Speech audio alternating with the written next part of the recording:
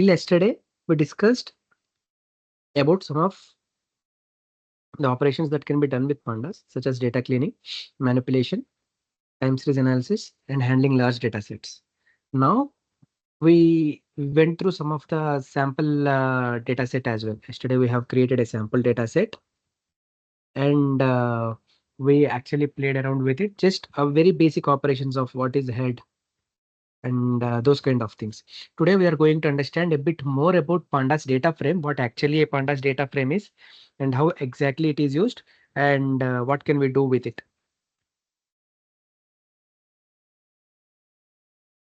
So when it comes to Pandas data frame, it is a essential data structure as we discussed earlier yesterday as well in Pandas. So using this, it is capable of storing data which is structured. When I say structured, there is a proper structure to it. Now, what will be the structured data? Tables. Because why it is structured? It has rows and it has columns. Now, as we have rows and columns, this is what a typical rows and columns look like. This is a row 1, this is a row 2, this is a row 3, and so on. So there can be infinite number of rows. And there can be any number of columns as well. But for the sake of the example, we can take there are 10 rows here. And this will be our first column. This will be second column. This will be third column, fourth column, and fifth column. Now, as we have rows and columns, this thing is known as a table. Now, there are different types of tabular structures and how we can store the data in tables. We can use CSV files and we can use Excel files and we can use TSV files as well. Now, mostly when we are dealing with pandas, and pandas have functionality to store or to get data from CSV files, Excel files, and all the different types of file formats. Now, this thing, whenever you see the single column, whenever you see this single column,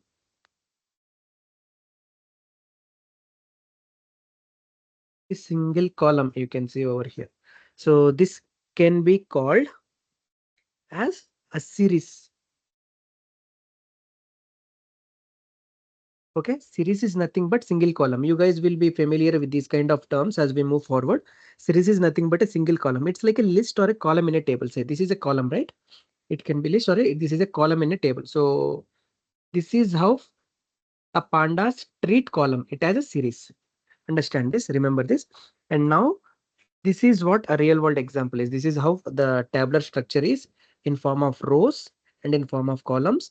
If we store entire thing which is in structured data, so this is structured data. We can store this structured data in CSV, Excel, TSV files kind of things. Now with pandas, today we are going to see how can we import and export data with pandas. So what is importing data and exporting data? Let's say we have all the columns here. Okay, we have all the rows. Let's say this column name for the column 1 is name. Let's say the column 2 suggests age. Let's say this suggests date of birth. So these kind of things. So what is date of birth? Let's say 16th March 96. What is name here? Let's say Sheikh. What can be age? Let's say 23. Let's say there are columns like address as well. Let's say profession as well.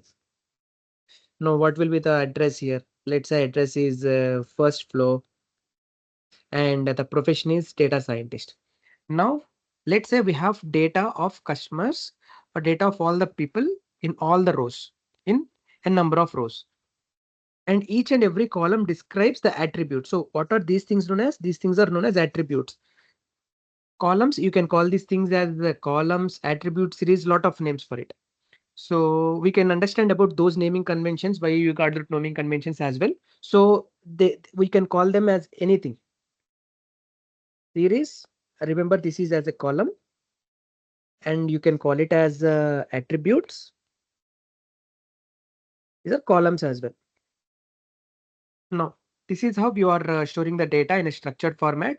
And how you can represent this data in pandas, you use something known as series. You call column as series in this pandas, and attributes and columns are also known as a simple columns.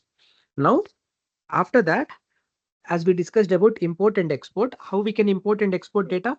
We can import and export data using .to CSV function.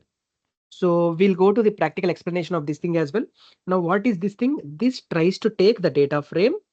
What is the data frame? As we told discussed earlier, this is a data structure. What is this? This is a data frame. This is a data structure, default data structure of pandas, where it tries to store the structured data. What is structured data? Rows, row 1, row 2, all these things, and columns, column 1, column 2, column 3, all of those things. Now, this is how it tries to store the data, whatever the data in the data frame. Let's say we have data in the data frame 1, 2, 3, 4. Let's say we discussed earlier, right? What is this? Yeah, name, age, and date of birth, all of those things.